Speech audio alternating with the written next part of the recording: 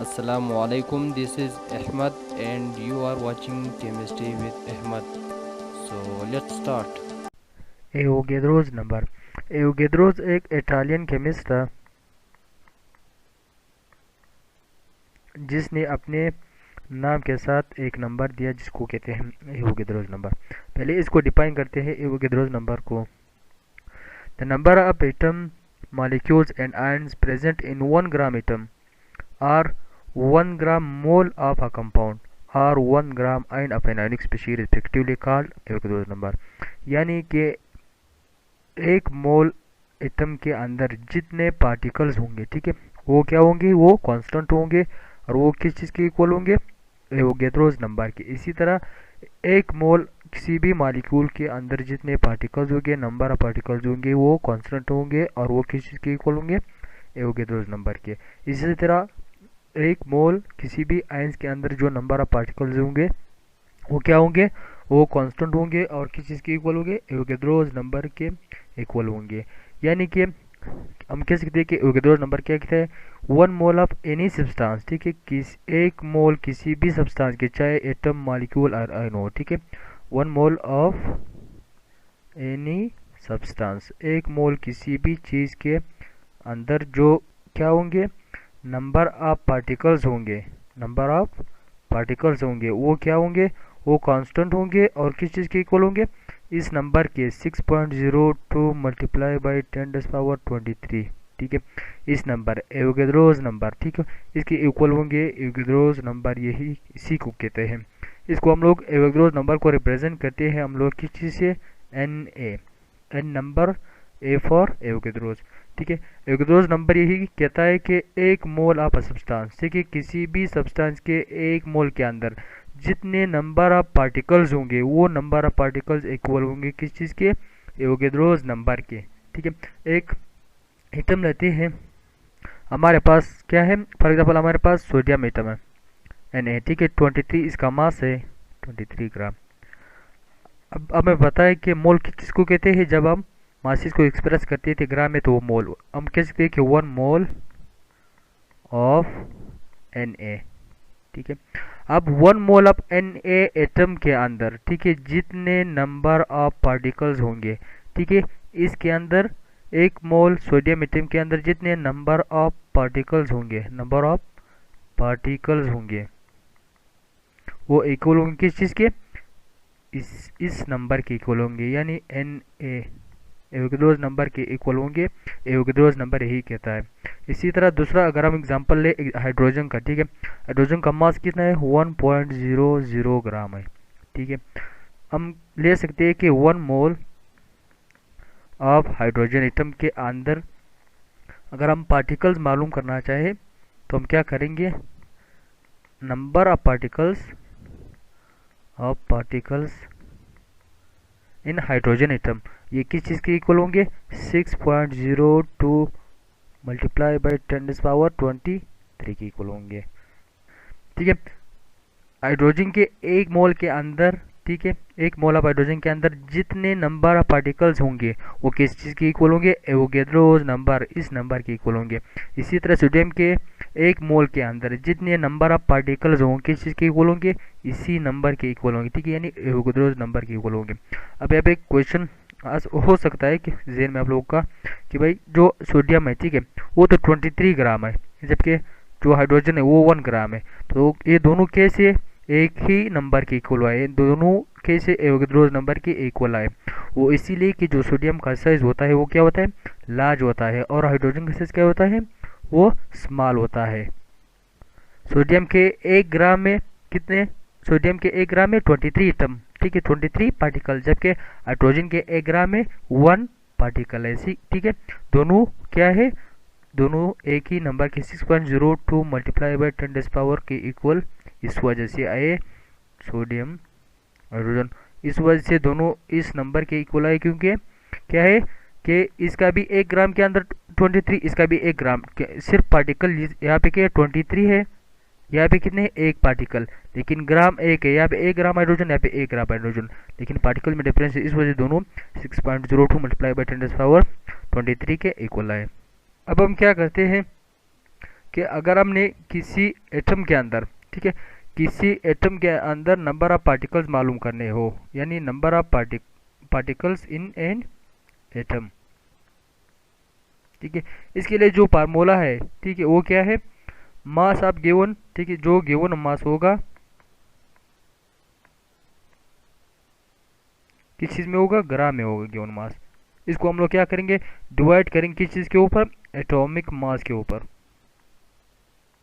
Atomic mass के ऊपर divide करेंगे और मल्टीप्लाई करेंगे एवोगेड्रोस नंबर के साथ, Na के साथ। तो हमारे पास एक एटम, यानी एक एटम के अंदर जितने पार्टिकल्स होंगे वो आ जाएंगे, ठीक। क्या करेंगे, नंबर ऑफ पार्टिकल्स, किसी भी एटम के अंदर नंबर ऑफ पार्टिकल्स अगर मालूम करना हो तो ये फार्मूले, इस फार्मूले क्या करेंगे, अप्लाई करेंगे, गिवन मास को डिवाइड करेंगे एटॉमिक मास के ऊपर और मल्टीप्लाई करेंगे किसी के साथ, Na के साथ, तो हमारे पास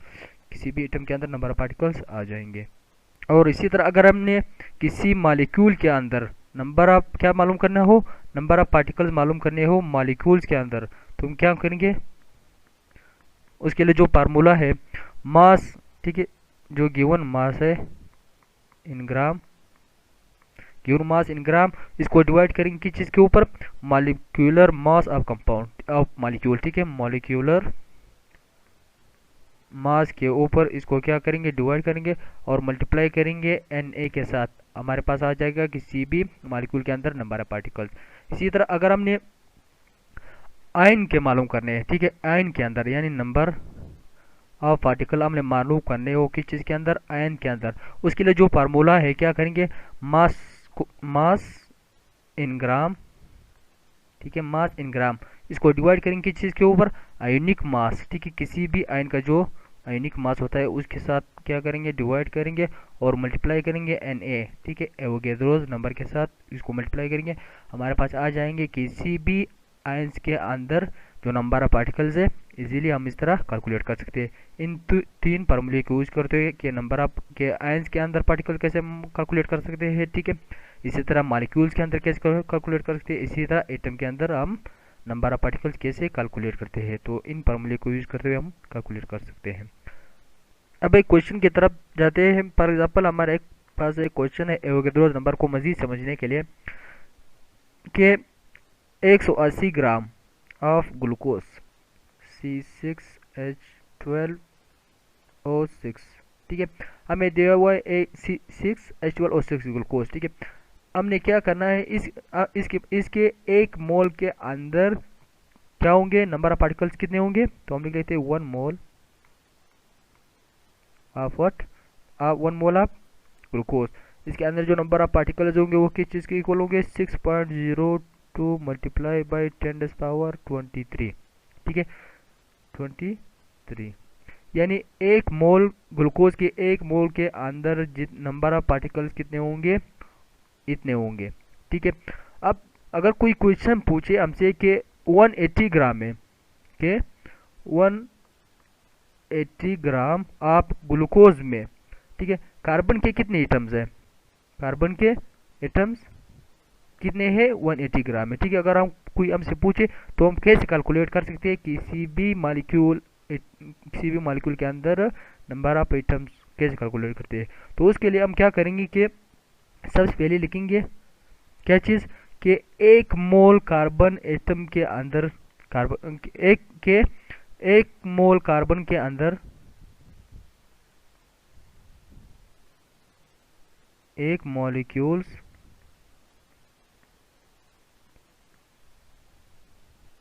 हैज कार्बन एटम, ठीक है, कि एक मॉलिक्यूल के अंदर कार्बन एटम कितने हैं, देखिए ये एक मॉलिक्यूल है, अब ग्लूकोज के अंदर कितने हैं कार्बन, देखिए 6 है, तो हम लिखेंगे कि एक मोल ऑफ ग्लूकोज के अंदर कार्बन एटम कितने हैं, 6 है। 2 मोल के अंदर कितने होंगे, क्या करेंगे, 2 मॉलिक्यूल्स के अंदर कार्बन एटम कितने होंगे, ठीक है, 6 को मल्टीप्लाई करेंगे किस चीज़ के साथ, 2 मोल्स के लिए मालूम करना है ना, 2 के साथ मल्टीप्लाई करेंगे तो हमारे पास क्या आ जाएगा, इसका answer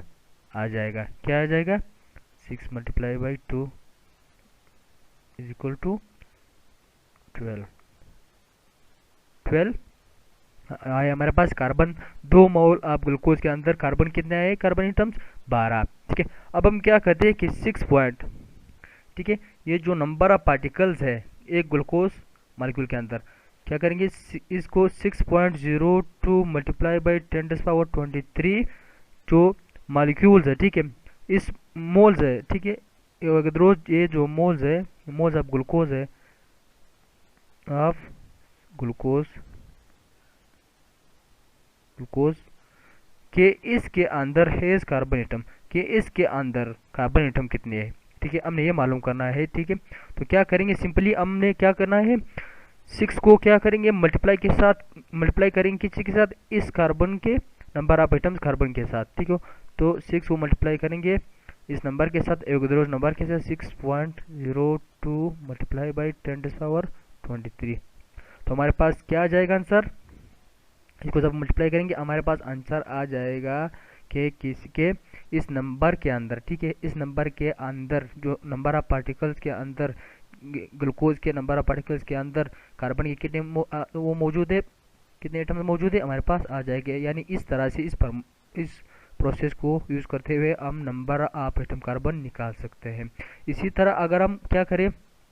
number of hydrogen atom निकालें, ठीक है, कि हाइड्रोजन एटम अगर 180 ग्राम में अगर हम क्या करें हाइड्रोजन एटम निकालें इस ग्लूकोज के अंदर, तो हम क्या करेंगे उसी तरह 1 मोल के 1 मोल ऑफ ग्लूकोज के अंदर C6H12O6 इसके अंदर हाइड्रोजन एटम कितने हैं, कि 1 मोल ऑफ ग्लूकोज के अंदर हाइड्रोजन एटम कितने हैं, ठीक है, हमें पता है 12 है ना, 12, ठीक है। अब 2 mole of glucose contain hydrogen, क्या करेंगे सिंपली उसी तरह 2 को मल्टीप्लाई करेंगे किसी के साथ, 12 को मल्टीप्लाई करेंगे 2 के साथ, यानी 12 मल्टीप्लाई बाई 2 आंसर आ जाएगा 24, ठीक है, इसी तरह 24 आ जाएगा। अब 6.02 मल्टीप्लाई बाई 10⁻23, ठीक है, इतने मोल्स ऑफ ग्लूकोज के अंदर हाइड्रोजन एटम कितने हैं, हाइड्रोजन एटम इतने मोल्स ऑफ, यानी 6.02 मल्टीप्लाई बाई 10⁻23 मोल्स ग्लूकोज के अंदर हाइड्रोजन एटम कितने हैं, सिंपली क्या करेंगे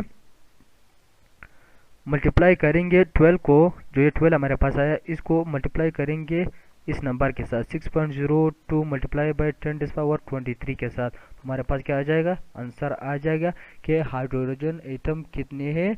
ग्लूकोज के इतने मोल्स ऑफ ग्लूकोज के अंदर, ठीक है, एवोगैड्रो नंबर है हमारे पास, इतने मोल्स ऑफ ग्लूकोज के अंदर हमारे पास हाइड्रोजन एटम कितने हैं, इस तरह से हम कैलकुलेट कर सकते हैं। अब एक एग्जांपल को बढ़ते हैं मज़ीद समझने के लिए एवोगैड्रो नंबर को, ठीक है, यहाँ पे एक एग्जांपल की तरफ जाते हैं। फॉर एग्जांपल के how many molecules of water are there in 10.0 gram of ice, ठीक है, also calculate the number of hydrogen atom and oxygen atom separately, ठीक है, and the total number of atoms and covalent bonds, 4 चीज़ें हमसे मांगी हुई है, ठीक है। How many molecules of water are there, ठीक है, दूसरा जो है calculate the number of hydrogen and oxygen के कितने हैं इस मॉलिक्यूल के अंदर, तीसरा हमारे पास टोटल नंबर ऑफ एटम्स कितने हैं, चौथा कोवेलेंट बॉन्ड्स। तो हम क्या करेंगे, डेटा सबसे पहले निकालेंगे, डेटा जो हमें दिया हुआ है, डेटा हमें दिया किस चीज़ का दिया हुआ डेटा, कि मास ऑफ आइस हमें दिया हुआ है, कितना है 10.0 ग्राम मास ऑफ आइस। तो रिक्वायर्ड क्या चीज़ें हमसे मांगी हुई हैं, ठीक है, एक पहला जो मांगा हुआ कि how many molecules of water, पहला चीज़ how many molecules of water, ठीक है, ये मांगा हुआ है H2O, ठीक है, ये हमने मालूम करना है। दूसरा हमने मालूम करना है क्या चीज़, आल्सो कैलकुलेट करेंगे किस चीज़ को, कैलकुलेट करेंगे number of hydrogen atom and oxygen atom, ठीक है, सेपरेटली, ठीक है, इसको कैलकुलेट करना है। तीसरा हमारे पास क्या है कि टोटल नंबर ऑफ एटम्स कितने हैं इसके अंदर, टोटल नंबर ऑफ एटम्स, और क्या मालूम करना है कोवेलेंट बॉन्ड कितने हैं इसके अंदर, कोवेलेंट बॉन्ड। तो ये 4 चीज़ें हमने क्या करने हैं मालूम करने हैं। एक क्या मालूम करना है हमने how many molecules of H2O are there, number of hydrogen oxygen, total number of atoms, ठीक है, और कोवेलेंट बॉन्ड हमें मालूम करना है। तो क्या करेंगे, सॉल्यूशन की तरफ आते हैं। सॉल्यूशन सबसे पहले क्या मालूम करते हैं, number of how many molecules के, कितने मॉलिक्यूल्स है H2O के अंदर। तो सबसे पहले क्या करते हैं, तो नंबर ऑफ मॉलिक्यूल्स हमने मालूम करना है, वही formula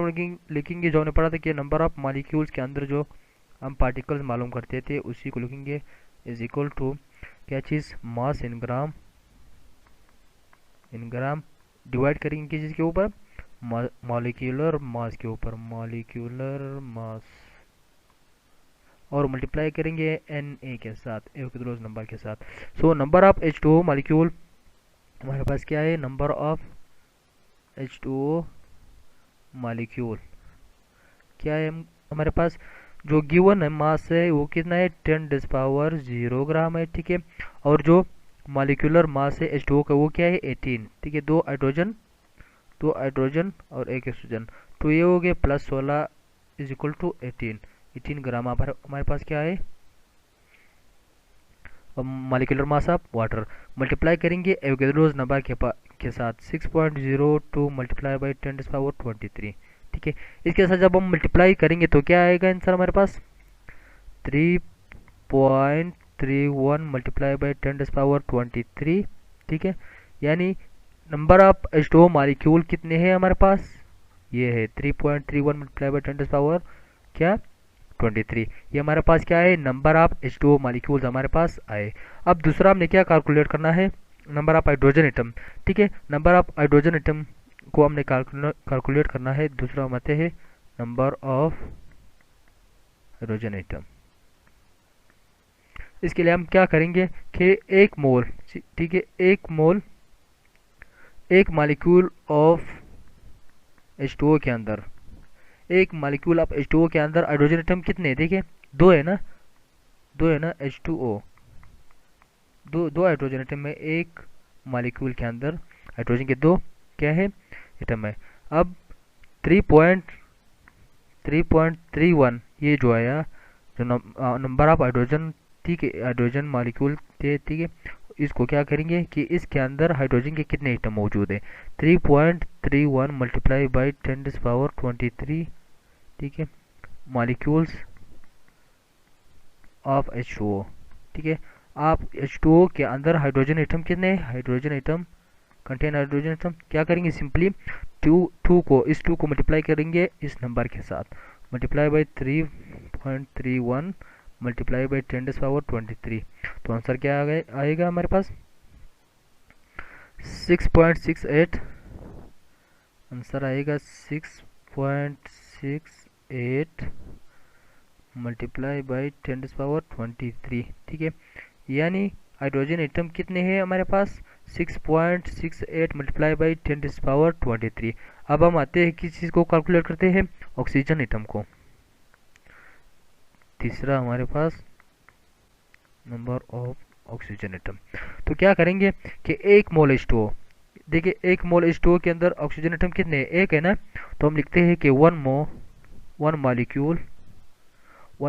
of H2O contain oxygen, कितने हैं हमारे पास, ऑक्सीजन कितने हैं एक मॉलिक्यूल के अंदर, 1 है ना, 3.31 multiply by 10⁻23 molecule of H2O के अंदर, यानी कंटेन ऑक्सीजन कितने हैं, 1 को मल्टीप्लाई करेंगे सिंपली किस चीज़ के साथ, इस नंबर के साथ, 3.31 मल्टीप्लाई बाई 10⁻23 के साथ। तो जो नंबर ऑफ ऑक्सीजन एटम आते हैं वो क्या आएंगे, वो यही 3.31 मल्टीप्लाई बाई 10⁻23 आएंगे। यानी नंबर ऑफ ऑक्सीजन एटम इसके अंदर H2O के अंदर, H2O मॉलिक्यूल के अंदर कितने हैं हमारे पास, 3.31 मल्टीप्लाई बाई 10⁻23। अब हमने क्या कैलकुलेट करना है कि टोटल नंबर ऑफ एटम्स कितने हैं, चौथा हमने कैलकुलेट करना है total number of atom, total number of atom कितने हैं इसके अंदर। क्या करेंगे हम लोग कि एक मॉलिक्यूल ऑफ H2O, ठीक है, वन मॉलिक्यूल, मैं सिंपल लिखता हूँ, वन मॉलिक्यूल ऑफ H2O के अंदर, ठीक है, कितने है टोटल नंबर ऑफ एटम्स? 3 है ना, 2 हाइड्रोजन 1 ऑक्सीजन, 2 हाइड्रोजन 1 ऑक्सीजन, तो 3 हो गए ना। और